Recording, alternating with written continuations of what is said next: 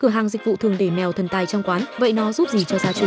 Mèo thần tài hay Maneki Neko có nguồn gốc từ Nhật Bản và được tin là mang lại may mắn cho việc kinh doanh. Người ta cho rằng chú mèo vẫy tay này có thể mời gọi khách hàng, hút tài lộc và giữ cho cửa tiệm luôn suôn sẻ, nên quán xá, tiệm ăn, cửa hàng đều để một con cho yên tâm. Tay trái giơ lên là mời khách, tay phải là mời tiền, còn giơ cả hai thì nghĩa là quán đang cần cả khách lẫn tài lộc luôn.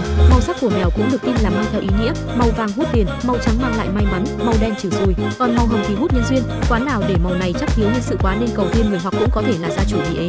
Nói chung, mèo thần tài vừa là truyền thống phong thủy, vừa giống một linh vật tinh thần giúp chủ quán thấy may mắn và tự tin kinh doanh hơn. Còn người đi ăn thì nhìn thấy mèo vẫy tay cũng thấy hay hay.